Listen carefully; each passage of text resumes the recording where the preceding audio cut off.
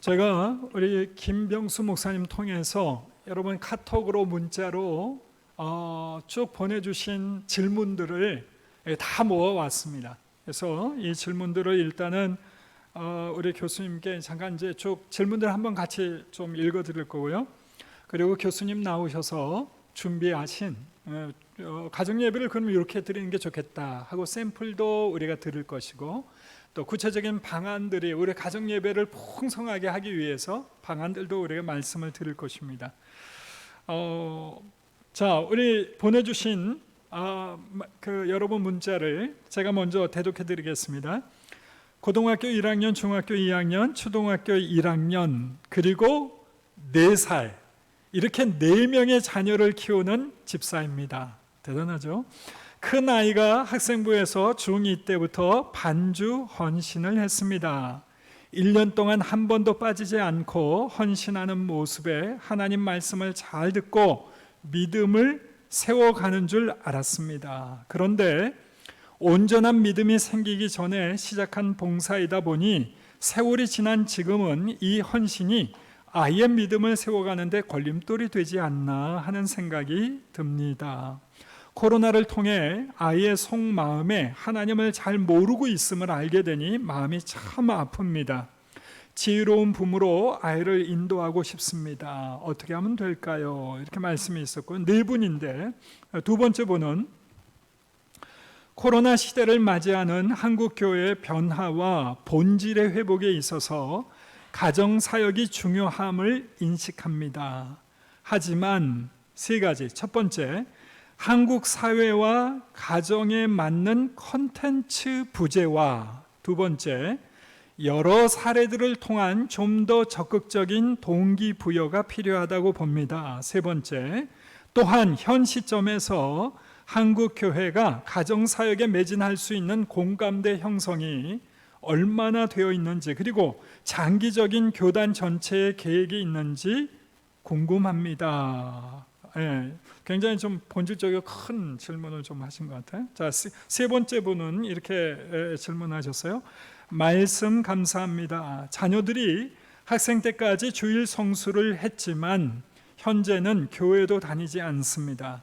같이 동거하고 있는 청년이 된 자녀들을 어떻게 가정 예배로 인도할 수 하면 좋을지 궁금합니다. 마지막 4번째, 가정 예배를 인도할 때 방법론적으로 초급, 중급, 고급 이런 게 있을까요? 처음에는 좀 가볍게 시작하고 점차 심화하는 방법론이 있을지 궁금합니다. 전반적으로 우리 아마 비슷한 질문들은 좀 모아서 아마 김병수 목사님께서 이렇게 좀 정리를 해서 크게 4가지 카테고리를 이렇게 4가지 질문으로 모아주신 것 같습니다. 이 4가지 질문을 중심으로 해서 우리 또 목사님의 말씀을 좀 듣도록 하겠습니다. 감사합니다. 아마 예배 드리시면서 답답함도 많으실 겁니다. 예배가 끝났으니까 좀 제가 편안하게 말씀드릴게요. 물론 아까도 편안했습니다만은 이 단추를 풀고 안 풀고가 굉장히 편안합니다. 배가 나와갖고 제가 설교 때 잠깐 말씀드렸지만 사실은 키워드가 항상 2가지인 것 같아요. 애들 교육할 때. 첫째, 조기라는 거예요. 조기. 먹는 조기 말고 early, 그죠? 2번째, 세계관, 이겁니다. 그러니까 뭐든지 어렸을 때부터 해야 이게 정착이 되고요. 제가 아까 마지막 질문인가요? 거기 자녀들이 학생 때까지 주일 성수했는데 교회 안 다니고 참 되게 마음이 아파요. 저희 집 가정의 일이 아니라고 말을 어떻게 하겠습니까? 이건 모르는 거니까. 같이 동거하고 있는 청년이 된 자녀들을 어떻게 가정 예배를 인도하면 좋을지 정말 쉽지 않습니다. 그래서 여러분, 청소년기 이전에 아까 복음 받아들일 확률이 거의 90%라 했잖아요. 그러니까 조기에 어리면 어릴수록 아이들을 믿음으로 세워줘야 되는데, 이게 제가 볼 때는 우리 한국 교회 교육의 가장 큰 문제는요, 아는 것과 사는 것이 분리가 됩니다. 주일과 주중이 분리가 됩니다. 제자의 직분과 시민의 직분이 분리가 됩니다. 왜냐하면 우리가 그냥 머리로 성경을 배우는 것으로 그치니까 그래요. 이걸 살아내보고 적용해보고 다시 가지고 와서 고민한 거를 다시 말씀으로 해결하고 또 배운 걸 살아내보고 이런 선순환의 구조의 성경 공부를 한 번도 한 적이 없어요. 성경 공부하면서. 그죠? 저도 그랬고 여기 장로님들 뭐 예배드리고 계신 분들도 삶으로 연결되는 신앙을 배워본 적이 없습니다. 내용의 문제가 아니고요. 방식의 문제인 이게 제일 큰 것 같아요. 그러다 보니까 애들이 고등학교 졸업하고 대학에 들어가고 지금 직장에 들어가면 그때부터 애들이 자기의 어떤 자기 주도성이 확 나오거든요. 통제가 안 되거든요. 그러면 사람은 훈련이 안 되면 성령의 소욕의 지배를 받기보다 육신의 소욕의 지배를 받게 돼 있습니다. 성령으로 내가 컨트롤을 해보듯한 경험이 없으면. 그럼 육신이 원하는 대로 가는 거죠. 주일날 쉬고 싶은데 당연히 가고 싶지 않습니다. 친구들하고 만나서 한잔하는 거 훨씬 더 재밌고 즐겁습니다. 그죠? 성경 보는 것보다 영화 보러 가는 게 훨씬 더 좋습니다. 어렸을 때부터 하나님의 말씀으로 자기를 억어하고 컨트롤하는 방법을 배우지 않으면 사실은 현실적으로 쉽지 않아요. 그래서 제가 어렸을 때부터 계속 얼리라는 이 첫 번째 키워드 그리고 세계관 이 두 가지가 중요하다는 이유가 그겁니다. 그런데 그러면 방법이 없느냐? 저는 아니라고 봐요. 처음부터 그 자녀를 앉혀놓고 야 예배드리자 저 같아도 안 할 겁니다. 하고 싶지 않아요. 저는 아까 목사님하고 잠깐 말씀 예배 전에 나눌 때 저 신조가 그겁니다. 그 길이 틀린 길만 아니라면 어디든 가자 이겁니다. 틀린 방법만 아니라면 목표만 정확하다면 어떤 방법이라도 해보자 이겁니다. 지금 요 자녀 같은 경우는요, 청년된 자녀들을 어떻게 가정 예배로 인도할까? 처음부터 가정 예배로 절대로 쉽지 않습니다. 그러니까 다른 가벼운 것들부터 하는 거죠. 저 같은 경우는 뭐 지금 저희 가정 예배 드리고 있지만 제가 학교에 이제 아침에 일찍 갑니다. 집이 일산이다 보니까 5시 일어나서 5시 반이면은 출근을 해요. 그럼 학교 가면 한 6시 반쯤 됩니다. 사당동에 가면. 그때 제가 제일 먼저 하는 게 뭐냐면 세례 문답집, 요건 다 끝났고 소율이 문답집 요거 하고 있거든요. 매일 문, 답, 해설, 적용, 기도. 자, 카톡으로 하면 제 지금 카톡 여기 있는데요. 카톡으로 하면 카메라 봐야죠. 카톡으로 하면 요만큼밖에 안 됩니다. 그래서 이거.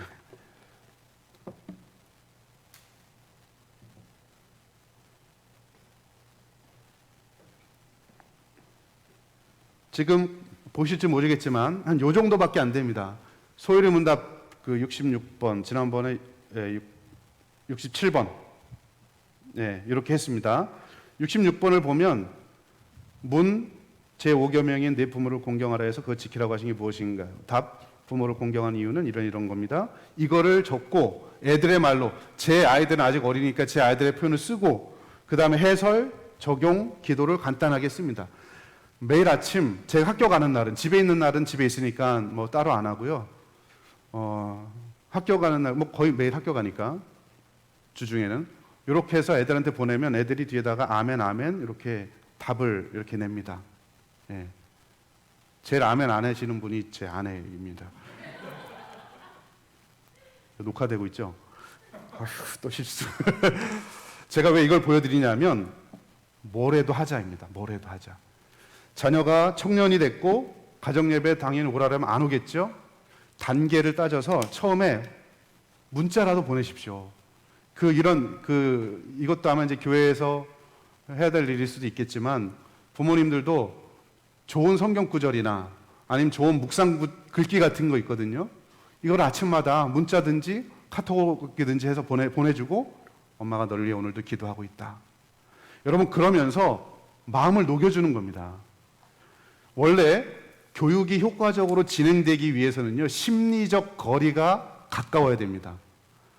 심리적 거리가 뭐냐면, 그러니까 쉽게 이야기하면 나하고 이 사람하고 친하면 제가 뭔 얘기를 해도 받아들여요. 그죠? 근데 제가 오늘 자고 영화 보러 갈까요? 그럼 속으로 어떠세요? 우리가 지금 잘 모르잖아. 그죠? 저 양반 뭐야 지금 목사가 돼갖고 나랑 이런단 말이야. 그죠? 관계가 안 되면 아무리 좋은 얘기도 안 받아들여요. 근데 심리적 거리가 우리가 예를 들면 제가 지금 청년이시죠? 예, 청년부 담당하고 제가 한 3년 동안 사역 같이 했다. 자, 아무개 청년 우리 같이 가서 우리 뭐 같이 영화 보러 가자. 다른 친구들하고 우리 모임 하러 가자. 그럼 목사님 알아서 이게 올 거예요. 심리적 거리가 교육에 있어서 그만큼 중요하고, 심리적 거리는 교육 동기에 영향을 미치고 교육 몰입에 영향을 미치고 교육의 결과에 영향을 미칩니다. 그래서 처음부터 예배를 바로 드리면 부담스럽고 거부감이 있습니다. 간단한 것부터 하십시오. 지금 말씀드렸던 것처럼 이런 거, 좋은 글귀, 성경 글귀 문구라든지 아니면 신앙적으로 좋은 글귀 이런 걸 보내주고 뒤에다가 엄마가 오늘도 널리 기도하고 있어. 그렇게 하다 보면 마음이 녹아지고요. 그렇게 하다 보면 언젠가 우리 같이 예배 한번 할까? 그럼 같이 그때 마음의 문이 열려서, 여러분 사람을 변화시키는 건 하나님이 하시는 거예요. 물론 우리가 노력해야죠. 생명을 다해서 노력해야 됩니다. 그러나 궁극적으로 사람을 변화시키는 건 성령께서 하시는 일이기 때문에 하나님께 기도하면서 우리가 그런 노력을 하면 하나님이 분명히 우리의 마음을 해결해 주실 거예요. 저는 확신합니다. 조금 힘들더라도 가벼운 것부터 해주시면 좋을 것 같고요. 그 다음에 이제 첫 번째, 고1, 중2, 초1, 4살. 할렐루야. 저보다 훌륭하신 분이 여기 또 있었습니다.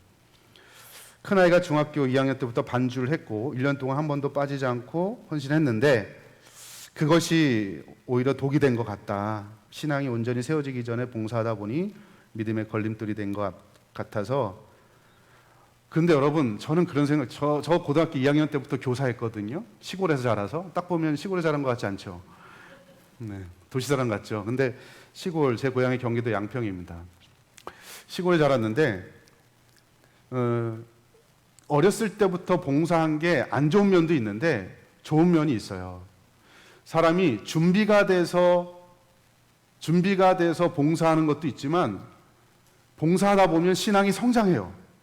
내가 준비가 안 돼도 봉사하다 보면 신앙이 성장하게 돼 있고, 저 같은 경우는 좀 후자였던 것 같아요. 제가 처음부터 저희 가정이 믿음의 뼈대가 있는 가정은 아니었습니다. 어머니는 믿음이 있는 가정이었지만 아버지는 전통적인 유교 집안이었거든요. 그러니까 저도 쉽지 않았습니다. 처음부터 그렇게 하기가 쉽지는 않아요. 근데 이제 자라면서 신앙을 갖게 됐고 더 심화됐고, 그러면서 교회에 봉사하게 되면서 헌신하게 되면서 나도 모르게 신앙이 조금씩 성장하는 거죠. 근데 이게 마치 여러분 청소년 아이들은요, 콩나물 씨를 물 주는 것 같아갖고 다 빠지는 것처럼 보이고, 또 부모가 볼 때는 기준에 양이 안 차는 것처럼 보여도 하나님께서 이 아이를요, 콩나물 어느 순간인가 훅쑥 자라 있잖아요. 어느 순간인가 이 아이가 성장할 수 있도록 하나님께서 분명히 해주실 거다라는 저는 확신이 있어요. 지금 부모가 그렇게 보여도. 그래서 제가 청소년 사역자들 대상으로 강의할 때는 청소년 사역의 키워드를 한마디로 이야기합니다. 여러분, 청소년 사역의 키워드는요, 한마디로 뭐냐면 버티기입니다. 버티기. 웃기죠? 버티면 돼요. 이렇게 보면 애들 아닌 것 같고 지금 자녀, 저도 그래요. 저라고 오죽하겠습니까? 제 큰아이가 중학교 2학년이라니까요. 사람이 아니에요, 정말.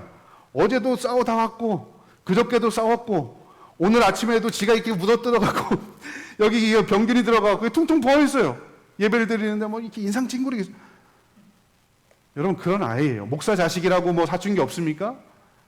더 심해요. 여러분, 성경 보시면 보세요. 엘리 제사장의 아들이 어떤 패를 저질렀는지, 사무엘의 아들이 어떤 짓을 저질렀는지 보세요. 사춘기는요, 그렇게 코로나가 사람을 가리지 않는 것처럼 사춘기와 갱년기도 사람을 가리지 않습니다. 똑같아요. 그렇더라도 버티는 겁니다. 인내하면서. 제가 오늘 그 아이 놓고 기도해주고 왔어요. 미나이랑 아빠 기도해줄게. 이렇게 짜증하고 있는데 울고 있어요. 손가락 잘리면 어떡하냐고. 기도해주면서 하나님, 그때 아멘 그러더라고요. 저는 부모가 포기만 하지 않은, 물론 애가 어렸을 때 신앙을 보고 지금 자라면서 이렇게 소위 말해서 옛날만큼 신앙이 성장하지 않는 것처럼 또는 곁길로 가는 것처럼 보여도 부모가 포기만 하지 않고 오늘 말씀드린 대로 뭐래도 하나 하는 거예요. 가정 예배가 될 수도 있고, 지금 소위를 문답 이것도 될 수도 있고, 또 저 같은 경우는 주일날, 요즘은 교회를 못 가니까 주일날 교회 갔다 오면서 항상 하브루타를 합니다. 그날 못하면 저녁이라도 합니다. 뭐냐면 애들이 다 다른 부서에서 예배드리잖아요. 그럼 제가 두 가지를 항상 물어봐요. 첫째, 오늘 교회에서 너 배운 게 뭐니? 컨텐츠에 대한 겁니다. 두 번째는 그 배운 것이 이번 한 주일 동안 너의 삶에 어떻게 적용될 것 어떻게 적용할 거니? 두 가지를 물어봅니다. 이게 하브루타예요. 아이하고 이야기하는 거죠. 네. 그럼 얘가 저는 오늘 이거 배웠고요. 그럼 내가 어떻게 할 거야? 그럼 이렇게 한번 해보겠습니다. 설령 그렇게 못 살아도 한 번쯤 말씀 배운 거 가지고 다시 고민하고 살아가도록 몸부림치는 모습 하는 거예요. 그러니까 여러분, 아이가 온전한 믿음이 생기기 전에 봉사하다 보니 세월이 지난 지금 헌신하는 믿음, 이게 어려울 것 같아도 하나님께서는요, 그 마음의 중심을 알고 계시고 또 이런 아이에게 끝까지 포기하지 않고 또 그에 맞는 이 아이에 맞는 뭔가를 해보시면 좋아요. 여러분, 제가 얘기는 안 했지만 저도 여러 개를 바꿔봤어요. 첫 번째는 온 가족이 함께하는 큐티를 해보고, 매일 성경이라는 큐티비 있죠. 이거는 감사하게도 유치부, 유년부, 초등부, 중고등부, 어른 본문이 다 똑같아요. 그래서 온 가족이 할 수 있어요. 자기에 맞는 거 본문이 똑같으니까. 이것도 해보고, 또 뭐 애들 그 성경 암송하는 거 있죠. 일주일에 하나 암송해보자 그래서 매주 수요일마다 모여갖고 일주일 동안 암송해가지고 자기 말대로 표현도 해보고, 또 이런 소일문답도 해보고, 또 가정예배도 해보고, 뭐래도 하면 걸려요. 그게 신조가 그거라니까요. 뭐래도 하자. 틀린 것만 아니면 뭐래도 하면 돼요. 지금 이 아이가 그렇다면 그 아이에 맞게 한번 해보세요. 처음에 가정예배가 부담스러우면 이런 거 있잖아요. 지금 말씀 아까 그 주일성수 청년교회 안 나오는 그것처럼 저희 아이들 매일 하거든요. 이제는 그게 당연한 줄 알아요. 매일 하니까. 네. 그럼 본인이 한번 읽고 아멘 하는 거죠. 특히 여러분, 청소년기에 자녀를 둔 부모들은 반드시 기억해야 될까요? 청소년기 아이들의 발달의 키워드는 자아정체감입니다. 자아정체감을 세워줄 수 있는 두 가지 교육, 아주 중요한 게 있는데 이게 뭐냐면 교리와 세계관 교육입니다. 그래서 교회에서도 청소년 부서는요, 반드시 교리를 가르쳐야 되고 기독교 세계관을 가르쳐야 됩니다. 이거 반드시 해야 돼요. 그걸 통해서 내가 누구인지, 어디서부터 왔고 어디에 있고 어디로 가는지, 인생의 목적과 의미를 깨닫게 됩니다. 그게 소일문답이에요. 제가 하는 것처럼. 그리고 기독교 세계관, 교리를 삶으로 체계화시켜 놓은 게 세계관입니다. 이 교육을 반드시 해야 돼요. 그래서 저는 할 수 있으면 그렇게 하면 좋을 것 같고요. 이번에 이제 저도 제가 학교에서 교목실장을 맡고 있거든요. 근데 1학년 아이들 필수 과목이 있어요. 그 과목이 기독교 세계관인데 한 400명 아이들이 들어요. 그 아이들에게 어떻게 할까 하다가 교재를 하나 만들었어요. 기독교 세계관. 그래서 청년들을 대상으로 하는 교재, 요 책을 써서 요번에 나왔는데 그 책을 가지고 애들한테 교육을 하는 거예요. 저도. 네, 총신대 온 아이들이라도 해야 돼요. 신학과 애들만 있는 게 아니고, 신앙이 뭐 좋은 애들만 있는 게 아니고 그렇지 않은 애들도 있기 때문에 어쨌든 청년 후기로 넘어가기 전에 가치관, 세계관이 그만큼 중요하다는 거죠. 그러니까 여러분, 뭐래도 하시면 돼요. 그게 가정예배가 될 수도 있고, 물론 오늘 우리가 다뤄야 될 주제는 가정예배에 초점이 맞춰지겠지만, 가정예배가 아니어도 처음부터 무거운 거가 좀 어렵다 그러면 이렇게 하시면 돼요. 자녀가 어리면 무조건 가정예배를 하십시오. 어렸을 때부터 가정예배로 길들여지면 그냥 됩니다. 네. 그 다음에 코로나 시대를 맞이하는 한국교회의 변화와 본질 회복에 있어서 가정사역은 중요하다. 한국사회 가정에 맞는 컨텐츠가 없다는 거 맞습니다.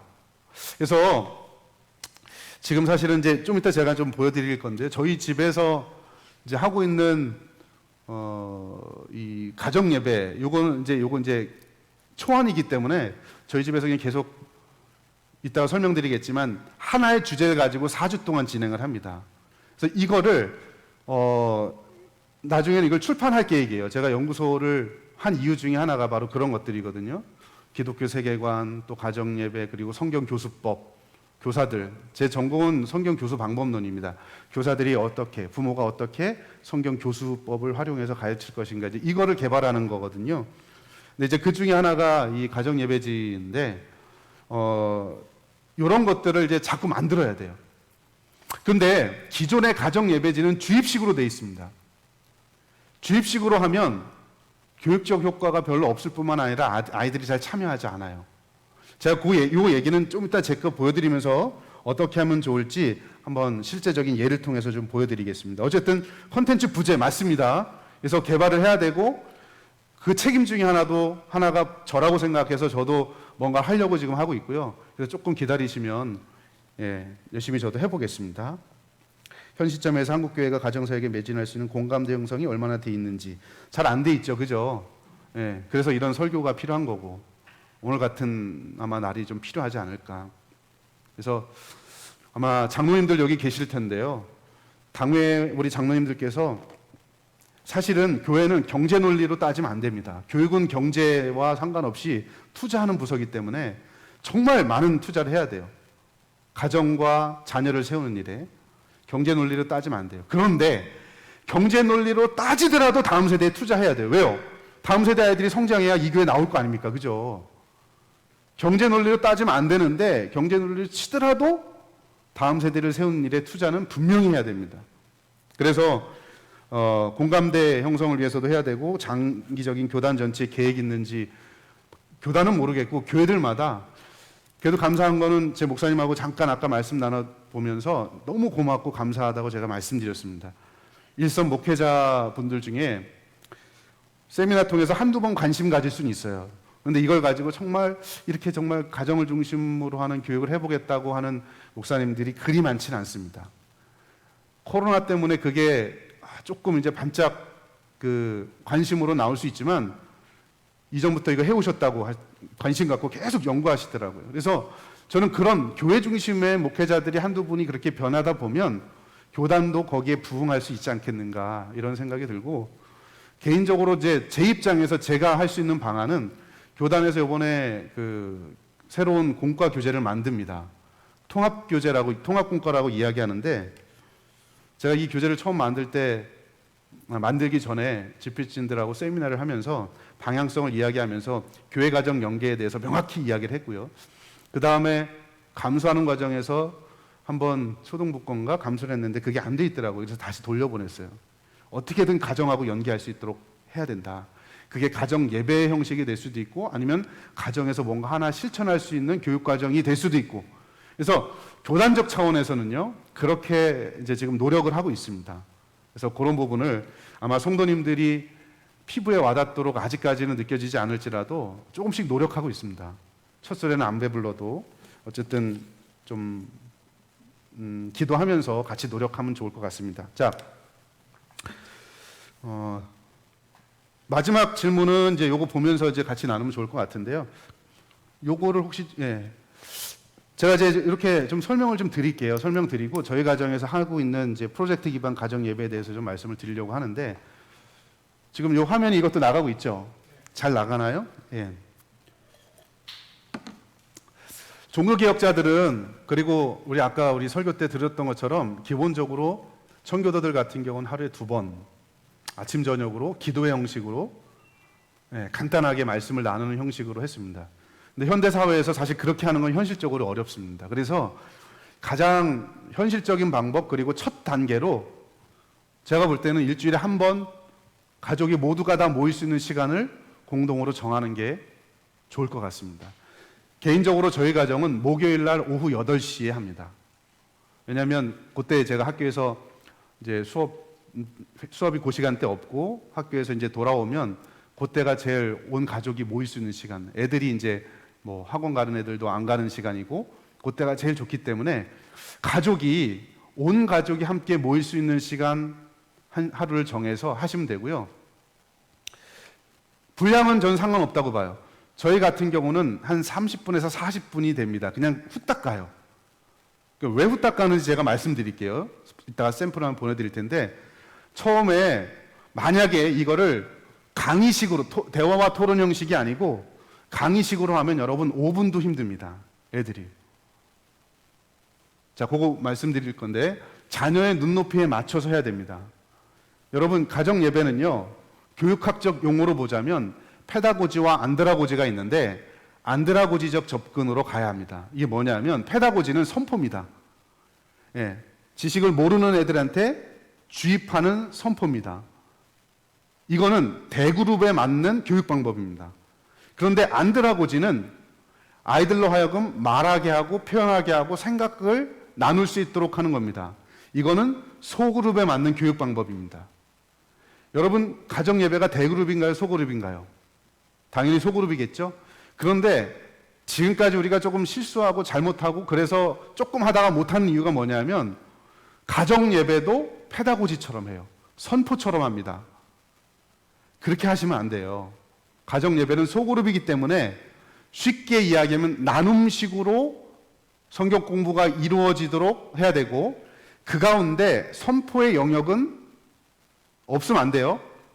선포의 영역도 있어야 되지만 줄여서, 그죠? 최소화시키고 그 말씀을 가지고 어떻게 살아냈는지 혹은 사랑할 것인지에 대해서 나눌 수 있는, 그러려면 자녀의 눈높이에 맞춰야죠.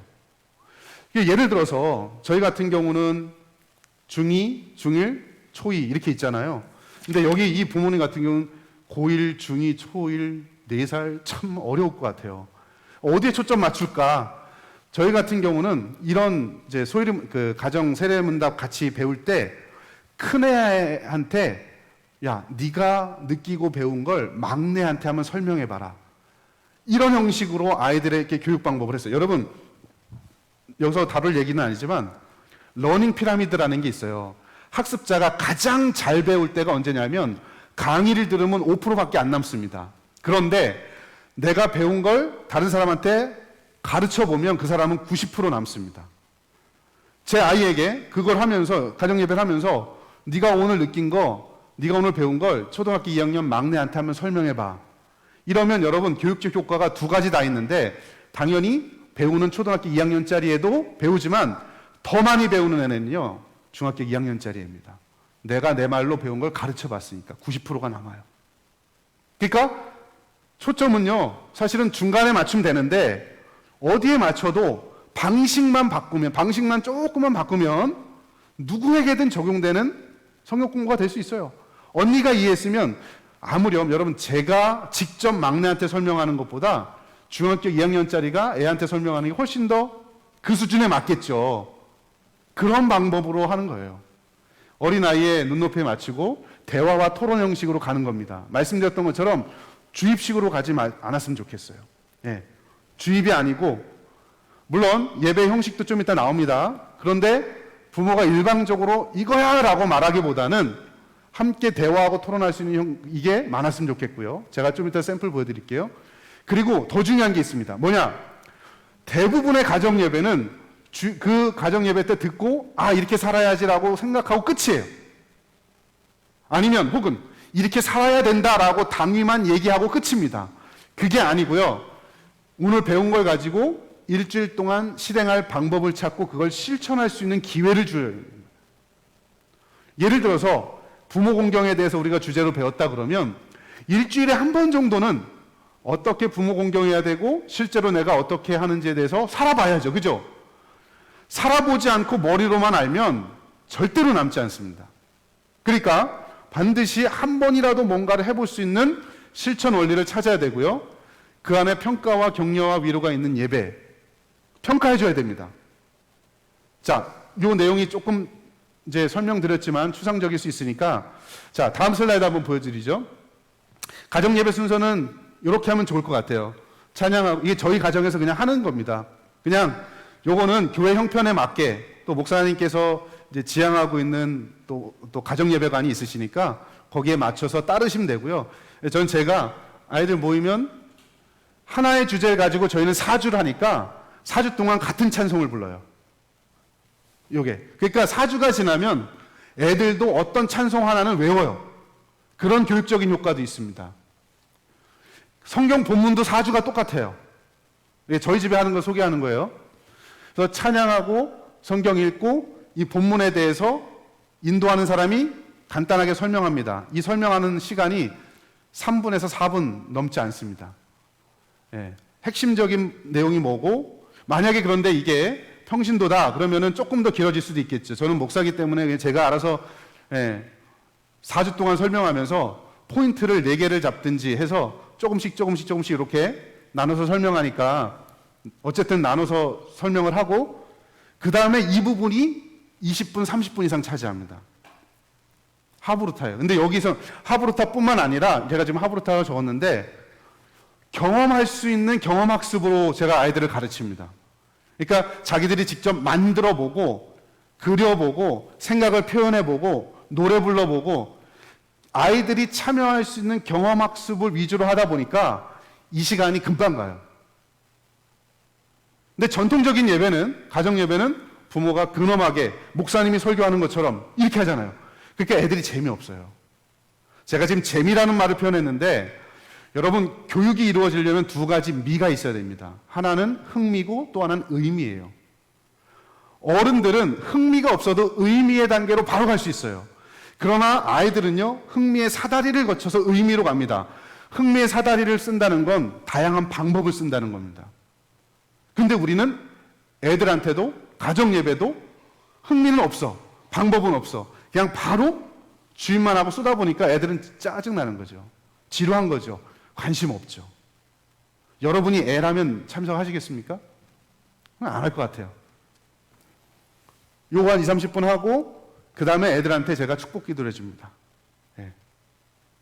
공적 예배에서의 축도권은 담임 목사님에게만 있지만 가정에서 자기 자녀들을 축복할 수 있는 권한이 있잖아요.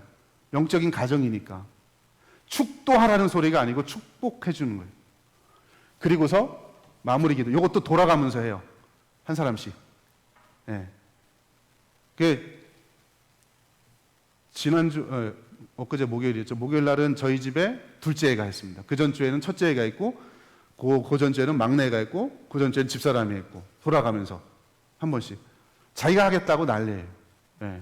왜 그런지 모르겠는데, 그냥 막내는 무조건 지가 하겠대. 좀 참아라고. 예.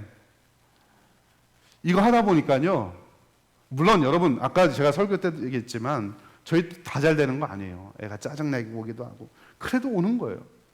하다 보니까, 막내 같은 경우는, 이거 제가 혹시라도 깜빡 잊고 있을까봐 전날 이야기. 아빠, 내 가정 예배하는 날이야? 지가 먼저 이야기해. 그러면 큰애가 막내한테 눈치 주지. 에이, 그냥 넘어갈 수 있었는데 아빠한테 얘기해서 한다고. 하는 거예요. 이런 순서, 적어도 이런 순서. 여기 한 30분에서 40분 정도인데, 처음에 어렵죠. 어려우니까 시간은 좀 줄여도 상관없습니다. 그런데 여러분, 여기에 초점을 맞추라는 말이에요.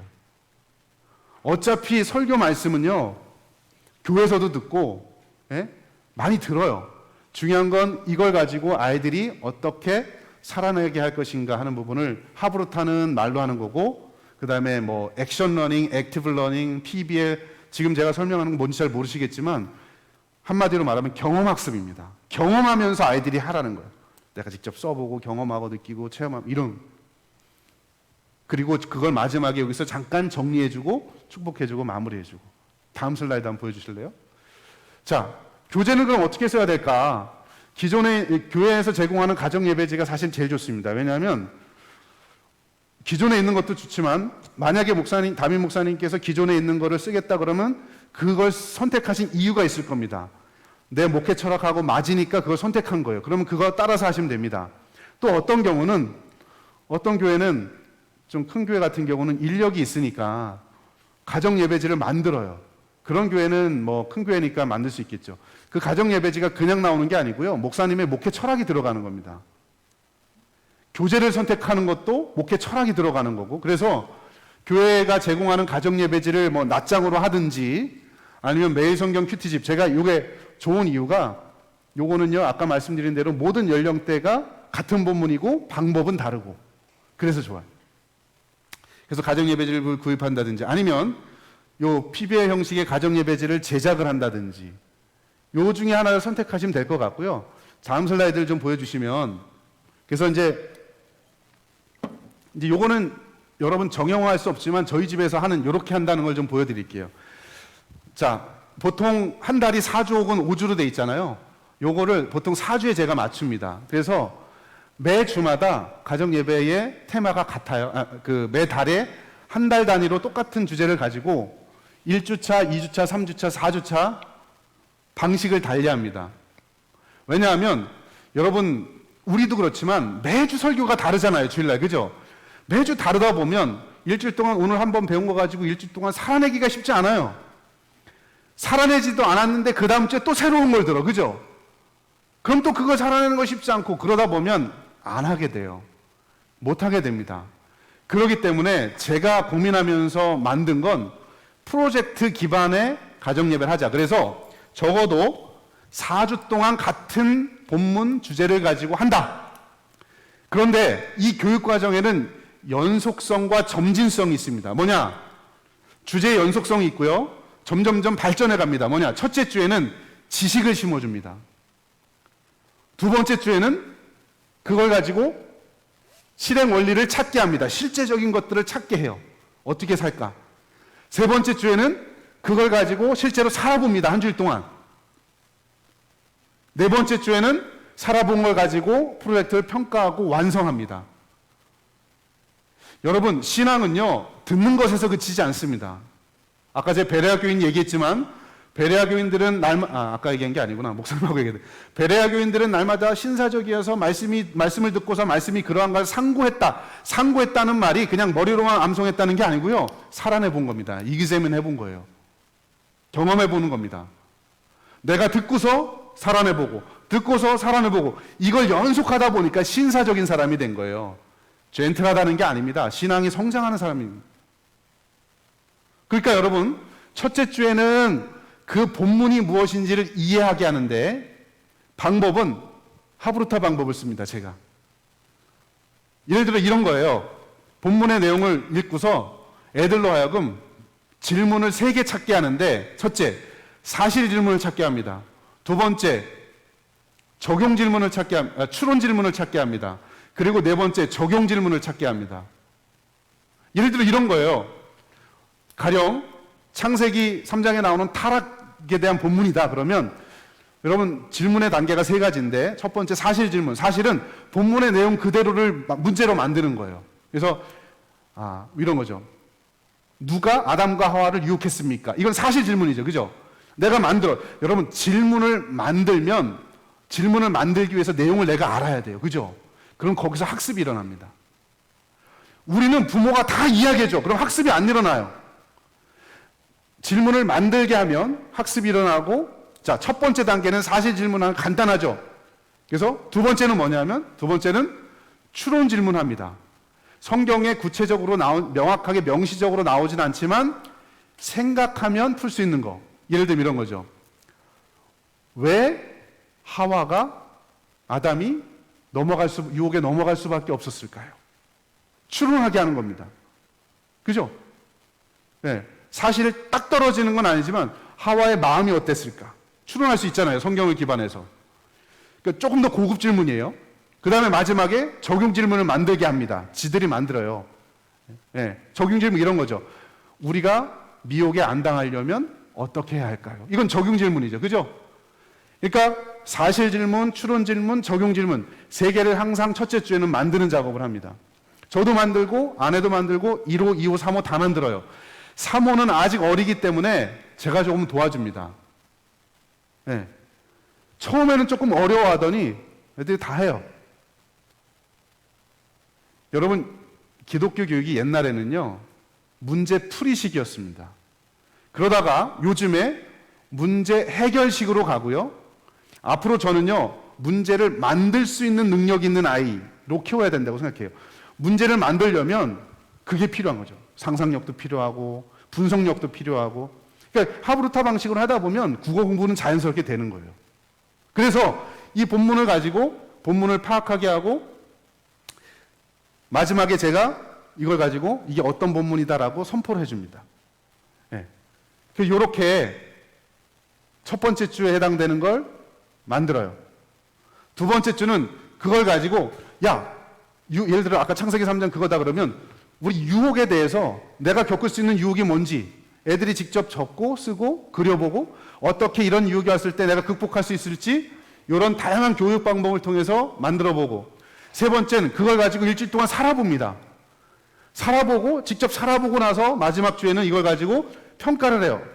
얼마나 살았는지 서로 평가해줘요. 그래서 마지막 주에는요, 예를 들어 아빠의 프로젝트에 대한 평가, 엄마의 프로젝트에 대한 평가, 언니 이런 식으로 해서 다 나 일주일 동안 이렇게 살아봤고 이게 잘 됐고 안 됐고 한 걸 나누면 그거에 대해서 상대방이 평가해주고 조언해주는 거예요.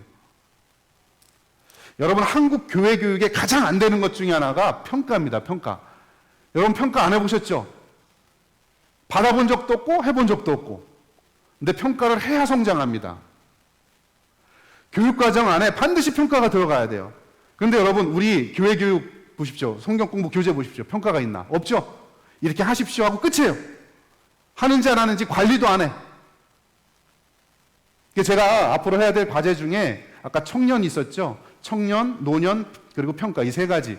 제가 향후 10년 동안 해야 될 과제가 그겁니다. 저는 연구해야 될 것들. 지금까지는 부모, 기독교 학교, 교사, 교학교 교사, 이 연구를 제가 주로 했거든요.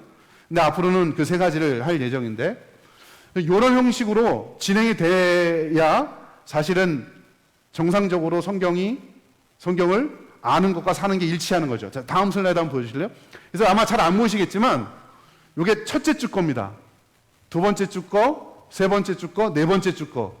이렇게 진행이 되는데, 혹시 요거 불도 한번 꺼질 수 있으세요? 요 불도 꺼지면 잘 보일 텐데. 더 잘 보입니다. 자, 첫 번째 주는 요게 그거예요. 질문을 만드는 거, 하브리타. 사실 질문, 추론 질문, 그 다음에 적용 질문하고, 마지막에 내가 어떻게 살 것인지 다짐하게 하는 거. 그러니까 본문에 대한 이해를 여기 할 수 있도록 해주는 거죠. 이런 거 만들고, 요거 하나 만들고 나누더라도요, 저희 가정이 5 식구니까 30분 그냥 후딱 가요. 그 다음에 두 번째 주는 이걸 가지고 내가 어떻게 살 것인가. 예를 들어 요거 같은 건 뭐냐면 전신갑주 저희가 배울 때거든요. 성경에서 표현한 전신갑주가 어떤지를 그림으로 그리게 하고, 액티브 러닝입니다. 그리고 내가 지금 하고 있는 전신갑주의 수준이 어떤지를 나의 그림을 비교해서 그리게 하는 거죠. 그럼 여러분, 성경의 개념과 지금 나의 상태를 알게 되죠. 그죠? 내가 어디가 부족한지, 뭘 어떻게 해야 되는지, 그걸 가지고 내가 제일 약한 부분이 뭔지를 적고, 이걸 일주일 동안 그럼 나는 보완하기 위해서 뭘 해야 될 것인가. 예를 들면, 믿음이 부족하다 그러면 믿음, 기도가 부족하다 그러면 기도를 적고, 구체적인 실행 원리 하나 적는 거예요. 이렇게 해놓고 일주일 동안 살아내 보는 거죠. 세 번째 주에는 그 살아낸 걸 가지고 여기서 평가합니다. 여기 이제 순서가 그대로, 순서 똑같아요. 찬송하고, 말씀 읽고, 그 다음에 나누고, 순서 똑같아요. 그 다음에 이제 욕을 하는 거예요. 지난주에 요거 하기로 했는데, 어떻게 했는지 서로 평가해볼까? 하는 거죠. 그리고 이것만 나누는 것만 해도요, 아빠 나는 일주일 동안 이렇게 살았는데, 뭐 안 되는 것 같아요. 아빠는 어떻게, 이거 나누는 것만 해도 은혜가 돼요. 도움이 됩니다. 이게 원리인데 내가 못 살았다는 것을 깨닫기만 해도 신앙에 도움이 됩니다. 내가 해보거든요. 해보면 쉽지 않다는 거 알거든요. 그러니까 여기서 한번 해보고 평가하고 또 구체적으로 또 다른 것들 하나 프로젝트를 정해요. 또 정해. 그 다음에 이걸 가지고 이 중에 하나를 정해서 한 주일 동안 살아보고 또 한번 평가를 합니다. 그리고 최종적으로 셀러브레이션, 여기서 평가를 한 다음에 서로에 대해서 평가해주는 마지막 네 번째 주는요, 최종 평가 단계입니다. 그리고 결과물을 가지고 오는 거예요. 직접 내가 했던 결과물을 가지고 오면 이걸 가지고 나누는 거죠. 4주 동안 했던 게 정리가 됩니다. 그러면 아는 것과 사는 것이 통합이 되고요, 주일과 주중이 통합이 됩니다. 이런 교육을 계속 한다고 한번 해보십시오. 일주일에 한 번이면 돼요. 자, 조금 자세하게 보여드릴게요. 다음 슬라이드 보시면, 이게 첫 번째 날에 제가 보여드리는 이 성경 해석입니다. 요만큼밖에 안 돼요. 이거 읽어주면 돼요. 그죠? 다음 슬라이드. 이게 이제 첫째 주 건데 아까 좀 구체적인 거예요. 여기 보면 순서가 저렇게 나와 있어요. 시작 기도, 주제 찬양, 성경 낭독, 과업 수행. 과업 수행이 있는 거예요. 그러니까 과업 수행에 매 주마다 다르죠. 첫째 주는 질문 만들기, 그죠? 두 번째 주는 이걸 가지고 실행 원리 찾기, 세 번째 주는 프로젝트 실행하기, 네 번째 주는 평가하고 나누기, 축복하기, 이렇게. 그래서 이렇게 하브로타 방식으로 질문 만들고, 이걸 같이 나누면서 지식이 쌓이고, 이건 예예요. 첫째 주 거. 두 번째 주는 이제 이렇게 그림으로 할 수도 있고, 이거 같은 경우는 그때 저희가 말에 대한 거였어요. 애들 말. 말과 관련돼서 지금 내 머릿속에 잘못된 것이 무엇인지, 어떤 가치가 있는지, 그리고 그게 어떻게 표현되는지 자기 스스로 표현하게 하는 거죠. 그럼 나를 돌아볼 거 아닙니까? 그죠? 그리고 그걸 가지고 내가 한 주일 동안 특별히 언어 생활에서 축복해야 될 말, 그리고 쓰지 말아야 될 말이 무엇인지를 적고 이걸 가지고 일주일 동안 살아내 보는 거예요. 다음, 세 번째. 그리고 나서 와서 이걸 가지고서 평가해 보는 거죠. 그죠? 세 번째 주에는 일주일 동안 살아봤으니까. 그러니까 일주일 동안 살아내면서 부모가 해야 될 일은 자꾸 애한테 리마인드 시켜주는 거예요. 야, 우리 지난주에 이거 하기로 했지? 엄마 이렇게 하고 있어. 너 하고 있니? 그러면 안 하던 애도 까먹던 애도 다시 한번 생각하게 되죠. 그죠? 그렇게 해서 평가하고 또 새로운 거 만들고. 여기 같은 경우는 해야 할 말, 하지 않을 말, 자기가 평가하고 뭐가 부족했는지 적고, 그 다음에 이런 상황에서는 내가 어떻게 해야 될지 적게 하고 다시 한번 살아내보고. 세 번째 주. 네 번째 주. 다음. 요거는요, 마지막 프로젝트 평가입니다. 최종적으로 내가 했던 거에 대해서 나누고 각각마다 했던 평가들을, 그 프로젝트를 평가해 주는 겁니다. 이렇게 살아. 야, 아빠는 이렇게 어려웠고 이렇게 했어. 그러면은, 자기들이 이제 제 프로젝트를 듣고서 결과물을 가지고 평가해 주는 거겠죠. 아빠는 열심히 노력했어요. 그러나 조금 더 분발해야 돼요. 이 얘기를 제일 많이 듣습니다, 제가. 예. 아빠는 왜 말하는 거하고 달라요? 뭐 이런 거. 그럼 저도 도전이 되죠. 예?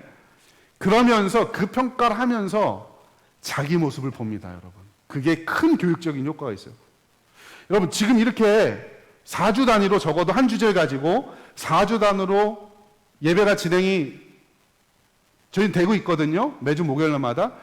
이렇게 한다고 생각해 보십시오. 진짜 전인적인 그리스도인이 만들어질 가능성이 커요. 물론 저도 어떻게 될지 몰라요.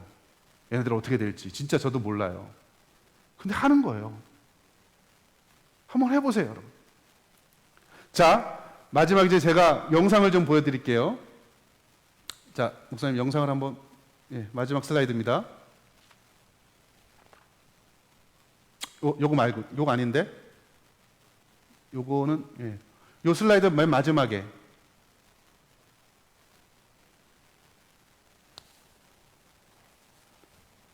이게 마지막인가요?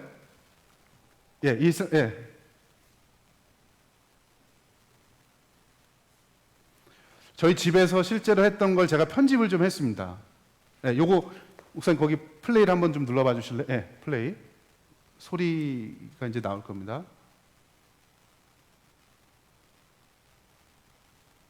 이 로딩이 좀 오래 걸리나요?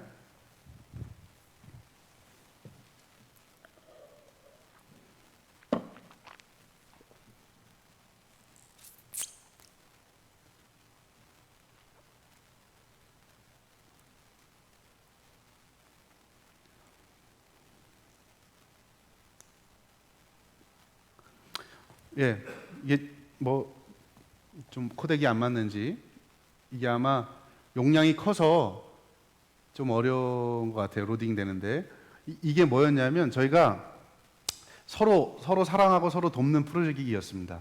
마지막 4주차에 뭘 했냐면 일주일 동안 마니또를 했어요. 아시죠? 그걸 가지고 마지막에 이제 선물을 만들어서 결과물, 프로젝트를 결과물을 가지고 와서 이걸 가지고 서로 평가해주는 그런 시간이었습니다. 저는 제 딸이 걸렸어요. 큰딸. 그래서 이 큰딸한테 뭐 선물을 사서 줬고, 그 다음에 재밌었던 건 막내는 지 둘째 언니가 걸렸는데 지가 편지를 2개를 썼어요.